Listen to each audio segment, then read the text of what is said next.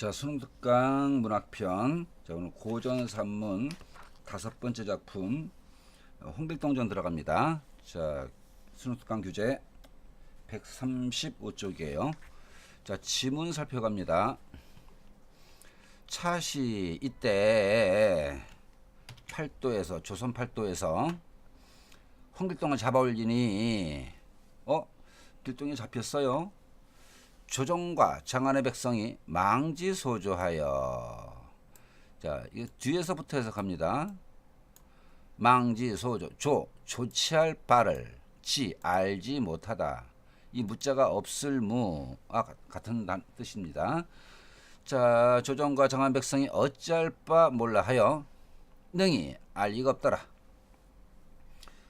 자, 임금이 놀라시어 만조 여러 신하들을 모시고 친히 국 취조하시는데, 8길동을 잡아올리니 저희가 서로 다투어 말하기를 네가 진짜 길동이요 나는 아니라 하며 서로 싸워대니 어떤 놈이 진짜 길동이지 분간치 못하는 상황이었다.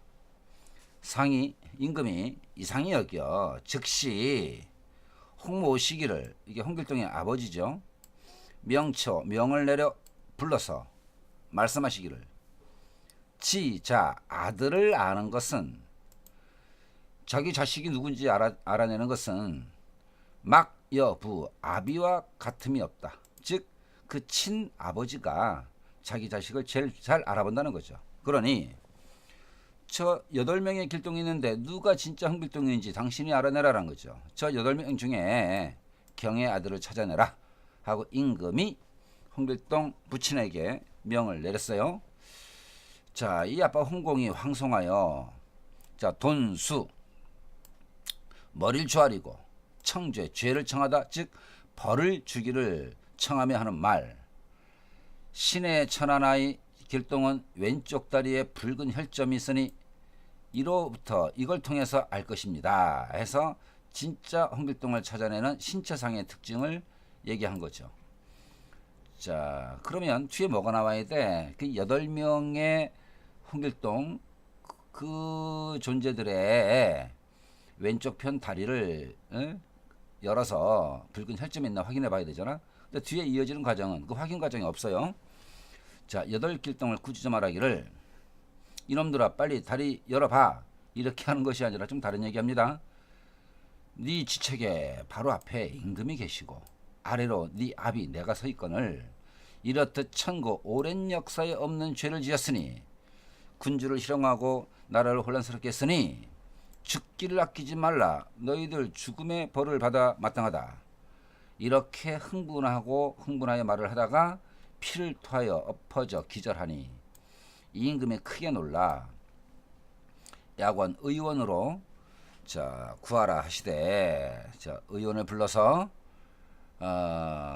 이 환자를 홍공을 의료 조치를 취해라 하시되, 차도가 없는지라 8길동이 이 경상, 이 상황, 이 모습을 보고 일시에 눈물 흘리며 낭중 주머니 낭자입니다. 주머니에서 환약, 알약 한 개씩 내어 입에 들이니 홍공이 반향 후 한참 뒤에 정신을 차리는지라.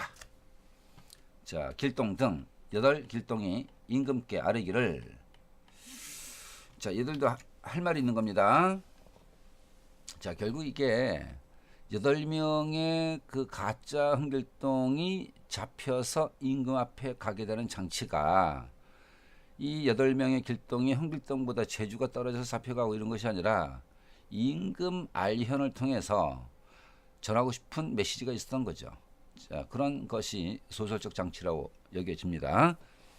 신의 아비가 나라의 은혜를 많이 입었사오니 신이 어찌 감히 불측하는 행사를 임금 뜻에 어긋나는 일을 하오리까마는 신은 본디, 홍길동 저는 본디 천한 첩의 소생이라 그 호부 허용 못한다. 그 아비를 아비라 못하고 형을 형이라 못하오니 적서차별이죠.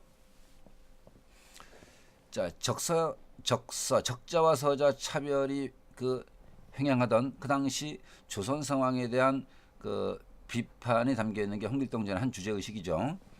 그러니 평생 한이 맺혔기로 집을 버리고 도둑의 무리에 참여했으나 백성은 추후 조금도 침범하지 아니하고 백성의 재산은 조금도 손대지 않고 가급 수령의 준민 고택이 백성을 착취하는 거죠. 백성을 착취한 그 재물을 백성에게서 빼앗아간 재물을 도로 탈취했사오나 자 그래서 자 여기까지 내용이 적서차별을 지적했죠. 그 다음에 백성은 건드리지 않았다. 탐관오리들을 혼내준 것이다 라고 자기 행위를 정당화하는 거죠. 이제 10년이 지나면 조선을 따라 갈 곳이 있사오니 계속 조선에 머물면서 임금을 심란하게 하는 그런 짓을 이제 안 하겠다는 겁니다. 복걸 엎드려 바라옵건대 임금님은 성상은 근심치 말으시고 신을 잡으라는 저희를 잡으라는 관자 그 명령을 공식 문서가 잡으라는 공식 문서 그것을 거두소서 원티드에서 동네방네만 방 붙이고 죄인 홍길동 신고하는 자한테 얼마 주고 뭐 이런 그 방을 붙이라는 명령을 내렸겠죠. 그 명령을 거두소서라고 요청을 합니다. 이렇게 말을 마치면 8길동이 동시에 넘어지니 자세히 본즉 다 풀로 만든 사람이라 허수아비란 얘기죠. 자 여기서 이제 정기성이 드러나죠. 자, 홍길동이 도수를 부려서 8명의 허수아비 길동을 만들어낸 거야. 그리고 임금 앞에 가서 할 말을 다 하게 하고 그 다음에 사라집니다. 자 정기성 임금이 더욱 놀라시며 진짜 길동 잡기를 다시 행관 다시 명령을 내려 팔도에 내리시니라. 차설 한편 자 여기까지가 차설 위에 여기까지가 자 이제 궁궐 상황이죠. 자 한편 길동이 실제 리얼 길동이 놓인 상황이었던가. 길동이 자 이제 도수를 부려 허수아비 길동을 다 사라지게 하고 둘이 다니더니 사대문에 스스로 방을 붙였습니다. 자 방을 붙였다. 주체가 누구냐? 홍길동. 나라에서 국법에 의해 방을 붙인 것이 아니라 홍길동 지가 방을 붙이고 다닌 겁니다. 자, 요 신 임금 입장에서 요사한 신하죠. 요 신은 누구의 관점? 홍길동이 생각해 본 임금의 관점이 되겠죠. 임금은 홍길동을 요사한 신하 이렇게 여길 겁니다. 당신이 요사한 신하로 여기는 나 홍길동은 아무리 해도 나를 못 잡아요. 잡지 못할 것이니 차라리 역발상으로 이렇게 해보시죠. 웃기죠? 병조판서 교지 임명장입니다. 홍길동을 국방부 장관 병조판서로 임명하겠다. 이런 명령을 내리시면 내가 잡혀주지요. 잡혀주지요. 자, 임금 입장에서는 참 기분 나쁜 일이죠. 이랬거늘 임금이 그 방을 보시고 신하들을 모아 의논하시니 여러 신하가 말하기를 자 이제 신하들이 이제 어떻게 해야지 길동을 잡을 수 있을까 이러저러 이제 논의를 했습니다. 이제 그 도적을 잡으려 하다가 잡지 못하고 도리어 병조판서 임명을 하시는 것은 불가사문 어인국 이웃나라에 알려지기 참 곤란한 일입니다. 참 부끄러운 일입니다라는 겁니다. 이웃나라에 그 소문이 퍼지면 안 될 일입니다. 자 나라의 수치란 얘기죠. 자 임금이 옳다 여기고 다만 자 병조판서 벼슬 주는 것에 대해서 신하들이 반대한 거죠. 이거 나라망신이란 얘기입니다. 임금이 옳다라고 여겼어요. 다만 경상감사 가르칩니다. 누구냐? 홍길동의 형이에요. 홍길동의 친형.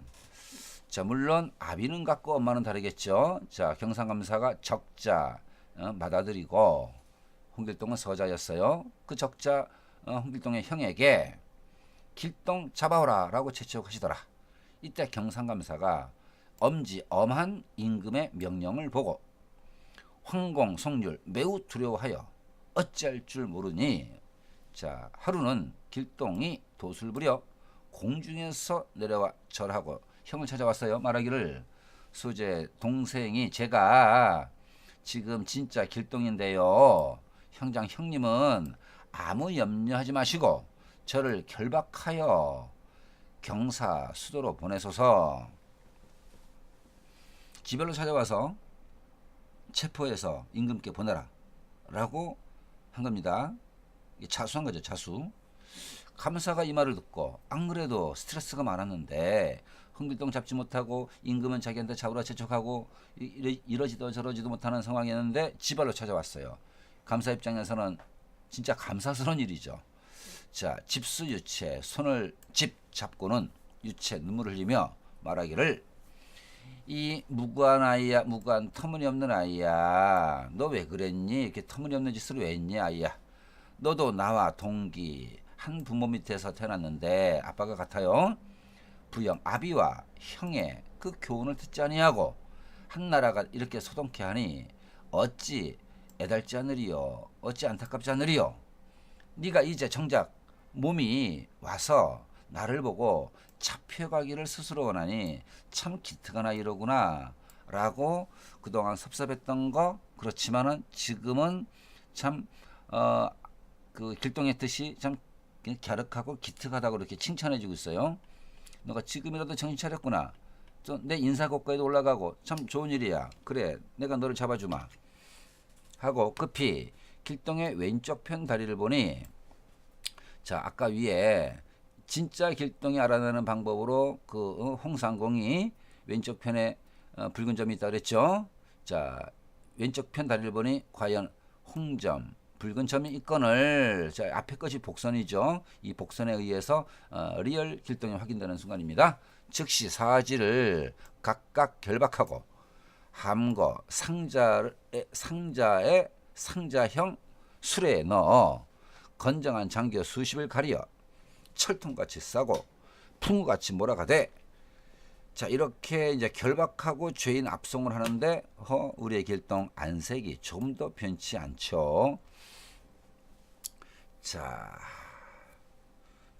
여러 날 만에 경성에 다다르니, 자, 홍길동으로서는 이 장교 수십 명이 포위하고 있다 한들 도술 부리는 홍길동으로서는 가소로운 거죠. 근데 순순히 응합니다.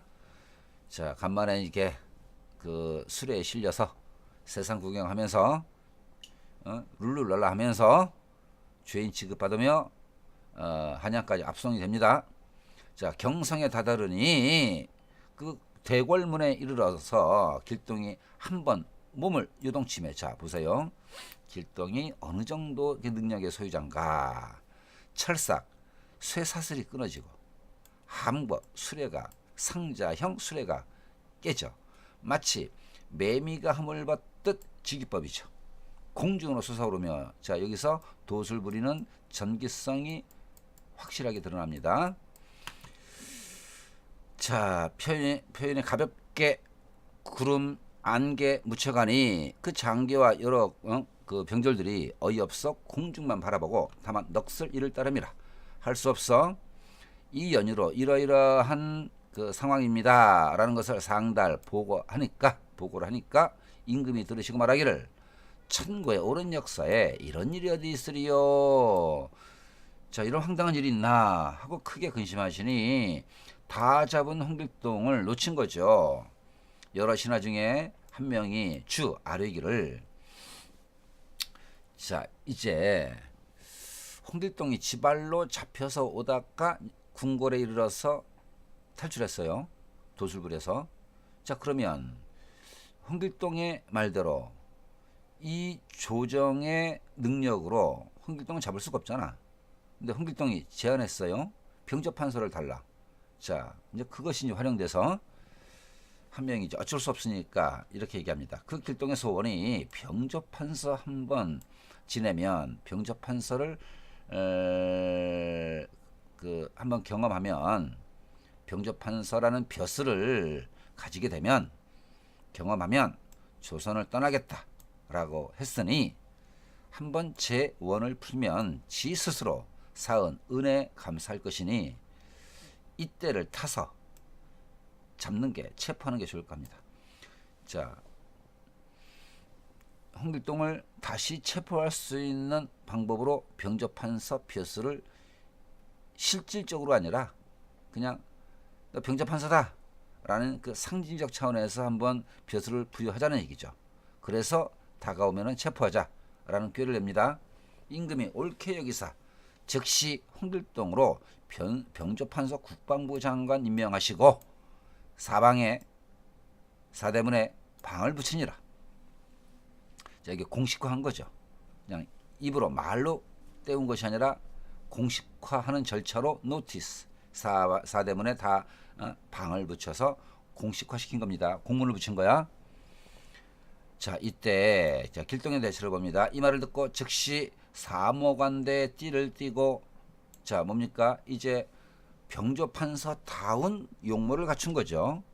높은 초원을 헌거롭게 풍채 좋게 의기양양하게 높이 타고 자, 대로 큰 길에 완연히 들어오며 말하기를 이제 홍판서가 내가 판서야 병조판서야 사은 임금은혜 감사로 온다 라고 하니 그 병조 소속의 하속 아래 그 관리들이 맞아서 호위하여 궁궐로 들어가는데 여러 백관 여러 관리들 여러 신하들이 의논하기를 자 우리의 작전이 성공하네.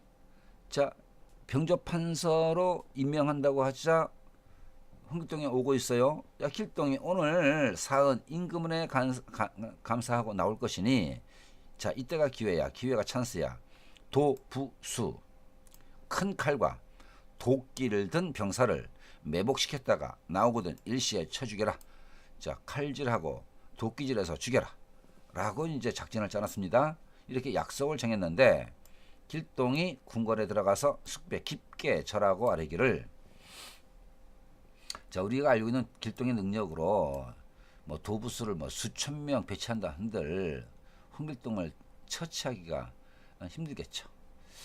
자, 소신의 제가 지은 죄가 지극히 중한데 도리어 은혜를 입어서 평생 한을 품고 돌아가나. 자 여기 좀 자 죄를 지었습니다. 그런데 은혜를 입었습니다. 이제 평생의 한을 푸업고 한을 풀다라고 해야 되겠네요. 그죠? 자, 한을 풀고 자 돌아갑니다. 그러나 연결 전화하오니 자 연결은 영원한 이별이야. 자, 이제 자 병조판서가 돼서 일정한 시기 동안 국방부 장관 역할을 하겠다 이것이 아니죠. 그냥 벼슬을 받는 자체로 한을 풀었다는 겁니다. 자, 그러니 자 연결은 영원한 이별이에요. 이제 전하와 이별을 할 것이니 즉 조선을 떠날 것이니 복망 엎드려 바라건대 성상 임금님은 만수무강하소서라고 말합니다. 자 하고 말을 마치며 자, 이 조선의 신하들이 짜놓은 작전이 뭐였습니까? 칼질하고 도끼질해서 죽이려고 했는데 홍길동은 이제 벼슬 받았으니 이제 됐습니다. 이제 영원히 빠이빠이 할게요. 오랫동안 잘 사세요. 하고 이제 스스로 사라집니다. 말을 마치며 몸을 공중에 솟구어 자 도술이죠. 전기성 구름에 쌓여가니 그 가는 바를 알지 못하더라. 임금이 보시고 도리어 한탄하며 말하기를 길동의 신기한 재주는 고금 옛날과 지금에 없다 할 정도로 희한하도다. 지가 지금 조선을 떠나노라. 자, 홍길동이 쓴 단어 중에 조선을 떠나겠다는 말은 없죠. 그런데 이제 평생의 한을 풀었다. 돌아간다. 연결전화. 전화와 영원히 이별하겠다. 라는 얘기를 이렇게 연결전화의 뜻이 지금 조선을 떠난다는 것으로 해석된 거죠. 그랬으니 다시 폐단을 일으킬 길이 없을 것이요. 비록 수상한 구석이 있지는 하나 홍길동이 사나이 대장부고 대장부의 그런 유쾌, 통쾌, 상쾌한 마음이 있는지라 즉 사나이로서 통쾌하게 약속을 한지라 좋기 염려가 없을 것 같다. 라고 임금은 이제 마음으로 안심하는 쪽이죠. 하고 뭐 어찌어찌게 해치고 처치하고 이런 것에서 벗어나서 임금이 길동의 제주에 탐복하면서 그 대장부다운 그 모습을 확인하고 이제 마음의 근심을 덜어내게 됩니다. 팔도의 사문 사면령, 이 사문이 죄인을 풀어준다. 사면입니다. 사면령을 내리시어 길동 잡는 공적인 일을 거두시니라 해서 좀 누이 조건에 무조건 한 거죠. 길동이는 그 서자로서 차별을 받아서 관직에 나갈 수가 없었는데 이제 상징적으로나마 병조판서 직책을 하루 그 짧은 시간이나마 그런 대우를 받게 된 거고 능력을 인정받게 된 거고 그리고 임금으로서도 이제 더 이상 그 홍길동이 조선에 머물면서 근심을 주지 않겠다라고 약속을 했으니까 서로 쌍방이 다 원하는 바를 이루었다라고 볼 수 있습니다. 자, 여기까지 홍길동전이었어요. 자, 분석을 마칩니다. 다음 시간에 또 다른 작품으로 보도록 합니다.